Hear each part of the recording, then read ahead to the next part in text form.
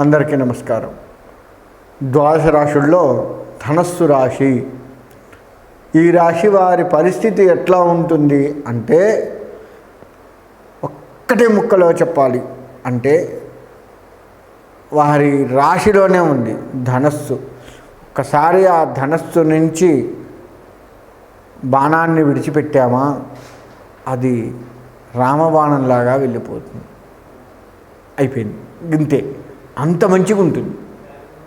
రామబాణం ఏమవుతుంది, వెళ్తే దాని టార్గెట్ ఏదో అది చేసుకొని ఉండిపోతుంది కదా.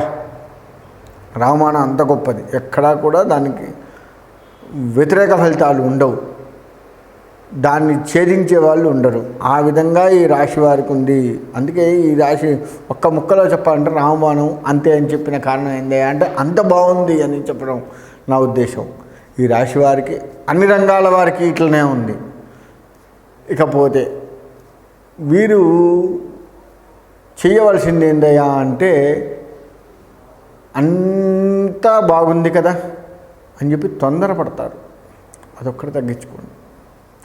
నా మాటకు తిరుగులేదు, నా పనికి తిరుగులేదు అని తొందరపడుతుంటారు. అదొక్కటి తగ్గించుకోండి. అదొక్కటి తగ్గించుకుంటే నిజంగా మీ బాణం రామబాణమే అవుతుంది. అంత బాగుంది ఈ రాశి వారికి. అయితే ఇక్కడ ఇంకొకటి ఏంటంటే, మనకి విద్యార్థుల విషయానికి వస్తే శ్రమ పడండి, మంచి జరుగుతుంది. కొంత శ్రమే ఎక్కువ మంచి జరిగే అవకాశం ఉంది. మంచిగా చదువుకోండి, మేధస్సు దాని మీద పెట్టండి, కాన్సన్ట్రేషన్ చేయండి. కాస్త ఈ విద్యార్థుల విషయంలోకి వచ్చేస్తే ఏమవుతుందంటే కాన్సన్ట్రేషన్ తగ్గే అవకాశాలు కనబడుతున్నాయి. కాస్త కాన్సన్ట్రేషన్ చేసి 1-2 సార్లు వినడము, చదవటము చేయండి. మీ చదువుని ఆపేవాడు ఎవరు ఉండరు, ఎవ్వరూ ఉండరు ఆపేవాళ్ళు. అంత బాగా చదువుతారు. మంచి మంచి ర్యాంకుని మీరు సాధించేది కనబడుతూ ఉంది. వ్యాపారం విషయానికి వస్తే కూడా అంతే. మీ వ్యాపారంలో మీరు ఎంత కాన్సన్ట్రేషన్ చేస్తారో, ఒక వ్యాపారాన్ని 2 వ్యాపారాలుగా మార్చేంత గొప్ప స్థాయికి వెళ్తారు. 2ని 4, 4ని 8, ఈ విధంగా వ్యాపారాన్ని పెంచుకుంటూ అన్ని రకాల వ్యాపారాలు కూడాను తిరుగు లేకుండా చేస్తూ లాభాల పాట పడతారు. అంత బాగుంది వ్యాపారస్తులకి. కాకపోతే కాన్సన్ట్రేషన్ అనేది కొంచెం తగ్గే అవకాశం ఉంది. చేస్తే మాత్రం నేను చెప్పిన ఫలితం వస్తుంది. ఇక ఈ వ్యాపారస్తుల దగ్గర కూడా అంతే, తొందరపడద్దు. అంటే నాకు తిరుగులేదు కదా అని చెప్పేసి పెట్టకూడని చోట వ్యాపారం పెడతారు. అది ఎట్లా ఉంటుందయ్యా అంటే, మీరు ఉదాహరణకి ఒక కిరాణా షాప్ అనుకోండి. ఆల్రెడీ అక్కడ ఫేమస్ ఉన్న 4 కిరాణా షాపుల మధ్య మీద పెడతారు. అక్కడ కాస్త దెబ్బతింటారు వ్యాపారస్తులు. ఆ వ్యాపారంలో అక్కడ దెబ్బతింటారు. అంటే ఉదాహరణ కిరాణా షాప్ చెప్పానండి. ఏ వ్యాపారం చేసేటోడు వాళ్ళు ఎక్కడ లేని చోట మనం కొత్త రకంగా వ్యాపారం చేస్తే ఎట్లా ఉంటుంది. ఇప్పుడు ఉదాహరణకి ఈ ఊళ్ళో మంచి కిరాణా షాప్ లేదు. అక్కడ మనము ఒక సూపర్ మార్కెట్ టైప్ మంచిది పెట్టి తక్కువ ధర అయినా సరే, మనం ఎక్కువ లాభాలు చూసుకోకుండా తక్కువ లాభం అయినా సరే ప్రజలకి మంచి సరుకును అందియాలి అన్న ఆలోచనతో పెట్టండి. తక్కువ లాభమే మీకు ఎక్కువ చూపిస్తుంది. ఆ తక్కువ వస్తుంది లాభం అనుకున్నదే మీకు అతి త్వరలోనే అది ఊహించిన దానికంటే కాస్త మంచి లాభాన్ని ఇచ్చి మీకు వ్యాపారంలో మంచి పేరుని తీసుకొచ్చి, ఇట్లాంటిది ఇంకో 2-3 చోట్ల కూడా ఉంటే బాగుండు, ఒకటే ఉంది మనకి మన ఊళ్ళో, ఇంకో 2 షాపులు ఉంటే బాగు అని చెప్పేసి మీరే పెట్టేటట్లుగా ఆ ఆలోచన మొత్తం కూడా, జనాల ఆలోచన మొత్తం కూడా మీకు తెలిసి మీరే మళ్ళీ ఇంకొక షాప్ కూడా ఆ ఏరియాలో పెట్టి అది 2 కూడాను మంచి లాభాన్ని తీసుకొచ్చుకొని చేసేంత బాగుంటుంది. కాబట్టి వ్యాపారస్తులు ఒక్కటే ఆలోచించండి. ఇక వ్యవసాయ రంగానికి వస్తే 2 పంటలు బాగుంటాయి. చక్కటి పంట చేతికి అందుతుంది, ఆనందంగా ఉంటారు. ఇక అప్పులు ఏమైనా ఉంటే ఈ వ్యవసాయ రంగం వారు తీర్చుకోవడమే కాకుండా ఆర్థికంగా కాస్త పక్కకు వేసుకుంటారు. ఇంట్లో చక్కటి శుభకార్యాలు ఈ వ్యవసాయ రంగం వారు చేసేది కనపడుతూ ఉంది. ఆ అమ్మాయి పిల్లో అబ్బాయి పిల్లో ఏదో ఒకటి చేసి చక్కటి శుభకార్యాలు చేసేది కనబడుతూ ఉంది. అంతేకాకుండా ఈ మనకి రియల్ ఎస్టేట్ రంగానికి వస్తే కూడా చక్కటి లాభం. మీరు స్నేహితుల ద్వారా పెట్టుబడి పెడతారు, అక్కడ అనుకోకుండా లాభం వచ్చేస్తుంది. ఈ రాశి వారిలో రియల్ ఎస్టేట్ రంగంలో ఉంది అంటే స్నేహితుల ద్వారా అంతకు ముందు నుంచే వ్యాపారం, ఈ రియల్ ఎస్టేట్ రంగం వ్యాపారం చేస్తున్న వారు ఇచ్చినటువంటి సలహాను తీసుకుని, లేదు వాళ్ళు ఇచ్చిన సలహా వాళ్ళంతటా వాళ్ళే అనుకోకుండా సలహా ఇవ్వటము, మీరు దాన్ని పాటించడము జరుగుతుంది. తద్వారా లాభం వస్తుంది. ఈ విధమైనటువంటి పరిస్థితి ఈ రాశి వారికి రియల్ ఎస్టేట్ రంగంలో కనపడుతూ ఉంది. కాబట్టి చక్కటి ఫలితాన్ని మీరు పొంది సుఖంగా ఉంటారు రియల్ ఎస్టేట్ రంగంలో, ఎటువంటి సందేహం లేదు.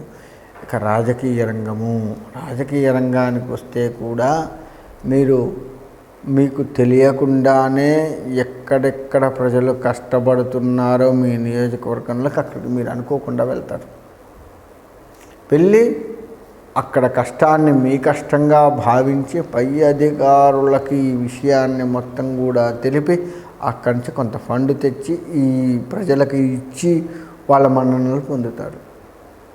అంటే ఎక్కడ ఏ కష్టం ఉంది, ఇప్పుడు రోడ్లు సరిగ్గా లేవు అనుకుందాము, ఆ పోయేదారి మొత్తం కూడాను గుంటలతో కూడుకొని ఉంది, ప్రయాణం సరిగ్గా లేదు అనుకున్న చోటుకి మీరు అనుకోకుండా వెళ్ళడము, అక్కడ ప్రజలు మీకు అక్కడ ఉన్న పరిస్థితిని వివరించడము, అయ్యో నాకంత కష్టం వచ్చిందా అని మీరు భావించటము, దాన్ని ఉన్నతాధికారులకు వివరించడము, తద్వారా వాళ్ళు కూడా సరైన సమయానికి స్పందించి అక్కడ ఎంత ఫండ్ కావాలో అంత ఫండ్ ఇచ్చి వెంటనే మీరు ఆ ఫండ్లు మీరు ప్రారంభించి చక్కటి రోడ్డు మార్గాన్ని వేసి నా ఊరుకి ఇంత బాగుంది అని ప్రజలు ఫలానా వాళ్ళ వల్ల బాగుంది అని చెప్పేసి ప్రజలు మిమ్మల్ని మెచ్చుకోవడము, తద్వారా వాళ్ళ మన్ననలు పొంది మీరు అభివృద్ధిలోకి రావడము జరుగుతుంది.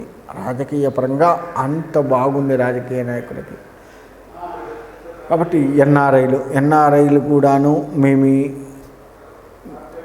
దేశాలకు అంటే మన దేశంకి వచ్చి ఆయా దేశాల నుంచి మన దేశానికి వచ్చి కుటుంబాలతో సరదాగా గడుపుతూ కుటుంబ సౌఖ్యాన్ని కోరుకుంటూ ఆ దేశంలో అంటే మన దేశంలో ఆ దేశం నుంచి వచ్చినటువంటి సొమ్ము ఏదైతే ఉందో మన దేశంలో కొంత ధార్మికంగా కూడా ఖర్చు పెడుతూ మళ్ళా మీరు కీర్తి ప్రతిష్టలు మీకే కాకుండా మీ పెద్దవారికి కూడా కీర్తి ప్రతిష్టలు తెచ్చిపెట్టే స్థాయిలో ఎన్ఆర్ఐలు ఉంటారు.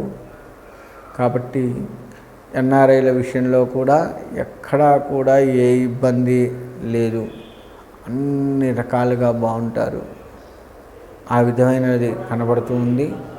మీరు అన్ని రకాలుగా బాగుంటారు కాబట్టి మీకు నరదృష్టి కూడా బాగుంటుంది, ఎటువంటి సందేహం లేదు.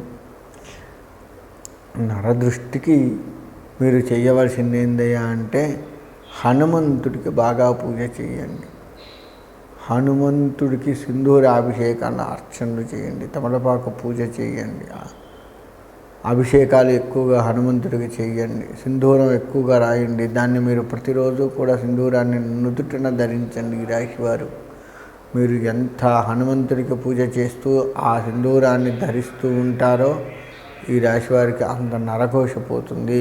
హనుమంతుడినే నమ్ముకోండి. పంచముఖ హనుమంతుడు, అభయాంజనేయ స్వామి, వరదాంజనేయ స్వామి, దాసాంజనేయ స్వామి, ఇలా రకరకాల పేర్లతో మనకు హనుమంతుడు ఉన్నాడు. ఏ హనుమంతుడిని పూజించినా ఫలితాన్ని చక్కగా ఇస్తాడు.